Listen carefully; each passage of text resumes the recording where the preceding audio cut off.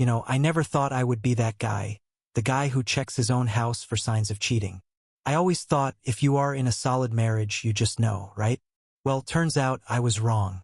Let me take you back to the beginning because the story of how I found out my wife, Becca, was cheating on me with my own brother, Steve, is one that will have you questioning everything you think you know about trust.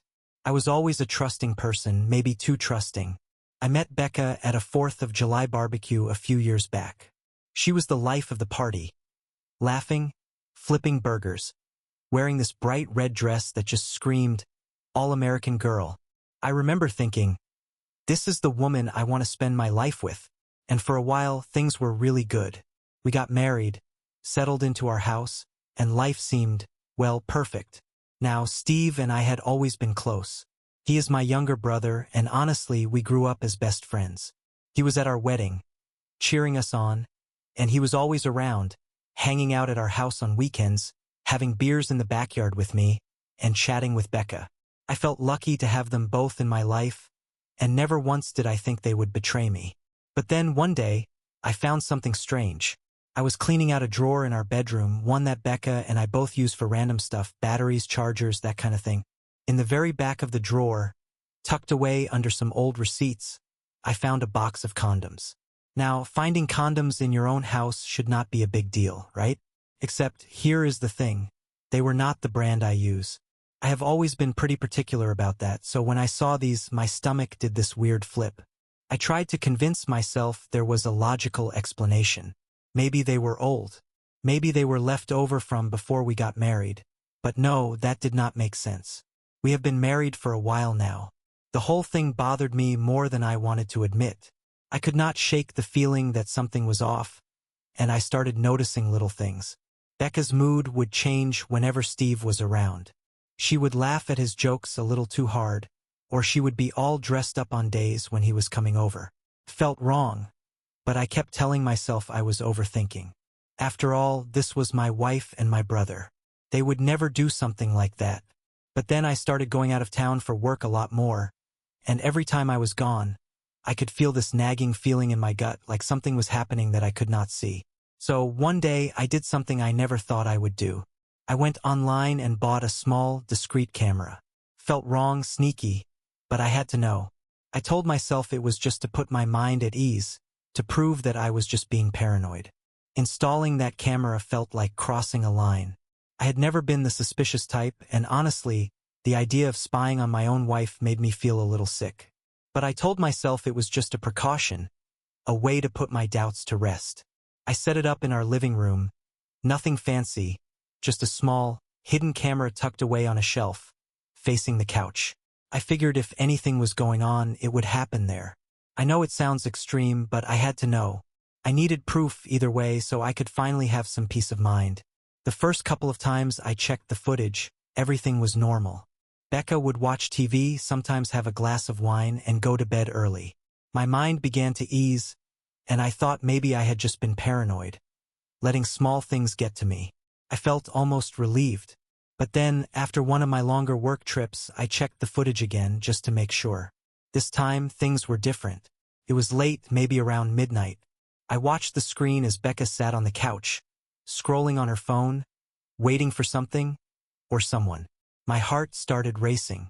After a few minutes, the door opened, and in walked Steve, my own brother.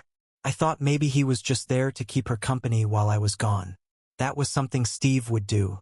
But then I noticed something off in the way they were looking at each other. They were standing close, way too close. My stomach twisted as I watched them talk. Their voices too low for the camera to pick up, but their body language said everything. And then it happened. They kissed. Right there in our living room, my wife and my brother. My whole body went cold as I watched them move from the couch to the floor. The sounds were faint, but they were enough to make me feel like my insides were being torn apart. I could not believe it. I kept thinking, this cannot be real. There is no way this is real. But it was, and the camera caught every second of it. They were laughing, whispering to each other, totally wrapped up in each other. The worst part? They did not look guilty. They looked comfortable, like they had done this before, like this was normal. I sat there in shock, staring at the screen long after the video had ended. My mind was blank, and my heart was pounding. I felt like I was trapped in some kind of nightmare, one that I could not wake up from. This was not just some random fling. This was my wife and my brother, two of the people I trusted most in the world, betraying me in my own home. I did not sleep that night. I just sat in the dark, replaying everything in my head, every moment they had shared, every time they laughed at a joke only they seemed to get, every touch, every look. It was like my entire life had been a lie, like the people closest to me had been hiding this dark secret all along. The next morning, I woke up feeling hollow. Part of me wanted to confront them right then and there, to make them explain themselves, to hear them admit to it. But another part of me could not handle the idea of facing them, of hearing whatever excuses they would throw at me. I needed time to process, to figure out what I was going to do.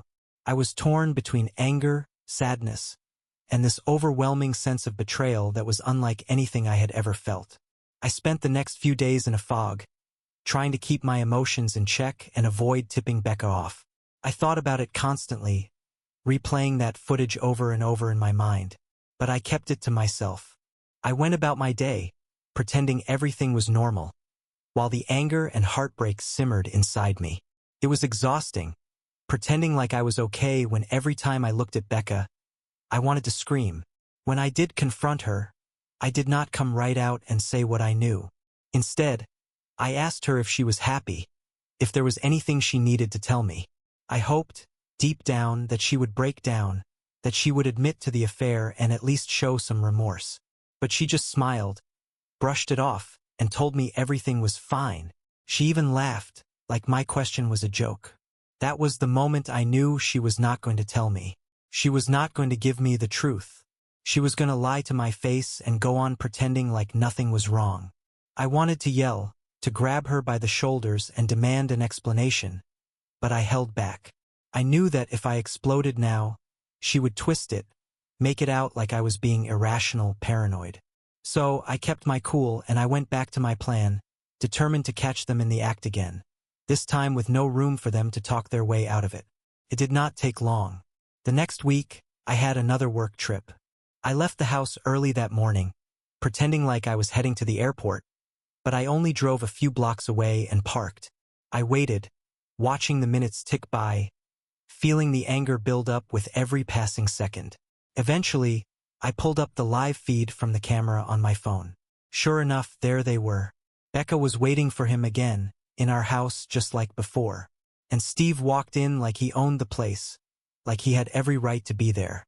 I could barely hold it together as I watched them go through the same routine, like this was just part of their lives now, as if I did not even exist.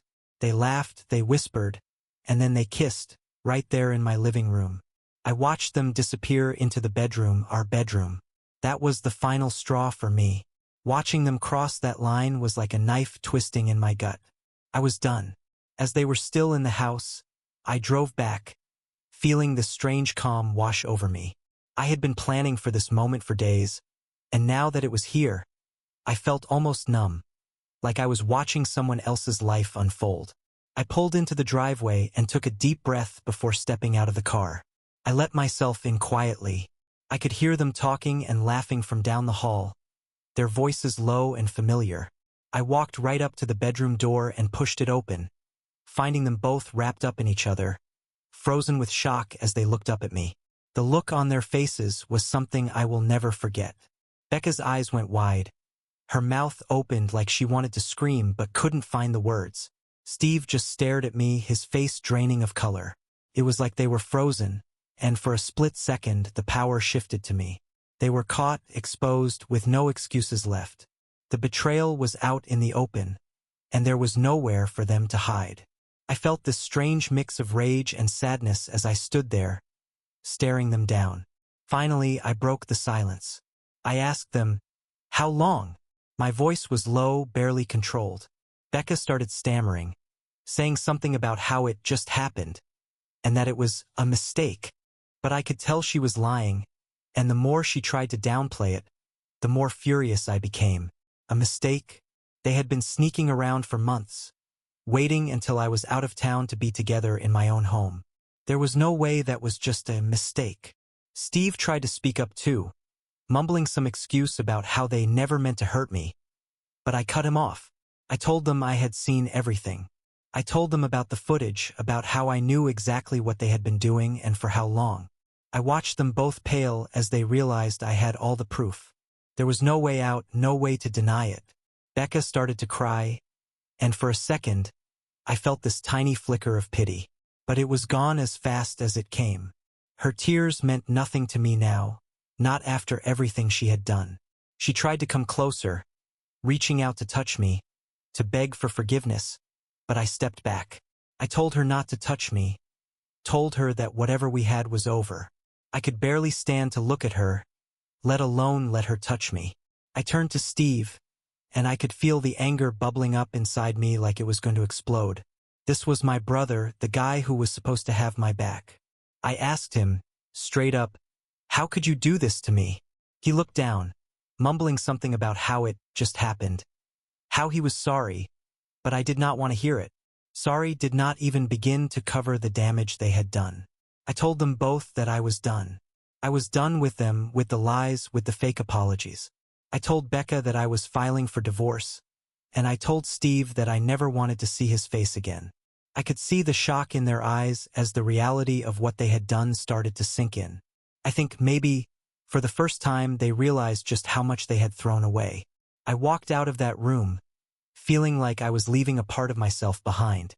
The life I had known, the marriage, the family, it was all gone, shattered in an instant. But as painful as it was, there was also a strange sense of relief. The lie was over. There was nothing left to hide. I had faced the truth, and now I could finally move on. Leaving the house that day was surreal. I drove for hours, not really going anywhere, just trying to process everything. The memories of my marriage, of all the good times with Becca, kept flashing through my mind, tainted now by the betrayal. I kept asking myself how I could have missed the signs. How did it get to this point without me seeing it? I kept going over every small moment, every red flag, trying to piece together when things had gone so wrong. Part of me felt like a fool, like I had let this happen by being too trusting, too blind. I had always believed in Becca, trusted her completely, and now I felt like she had taken advantage of every ounce of that trust. And Steve, my own brother, the anger I felt toward him was different. It was deeper, like he had not just betrayed me, but also destroyed our family bond. Brothers are supposed to protect each other, to look out for each other. I could not understand how he could do something like this to me. It felt like I was losing my wife and my brother all at once. For the next few days, I barely slept or ate. I filed for divorce, just like I had told Becca I would, but every step felt like dragging myself through mud. I was still in shock, still grieving the life I thought I had. Becca tried to reach out to me, leaving voicemails, sending texts, but I could not bring myself to respond. Every message was some version of, "I am sorry," or "it was a mistake," but none of it felt genuine. How could it, after all those lies? My family found out soon enough. I told my parents first, explaining as best as I could what had happened. They were devastated, especially about Steve. My mom cried, saying she could not believe her two sons were in this kind of situation. My dad just sat there in silence, shaking his head, like he was trying to make sense of it all. They asked if there was any chance of reconciliation, but I told them I was done. There was no going back from this. I think they understood, even if they hated what it meant for our family. Steve tried to contact me a few times as well, but I ignored him.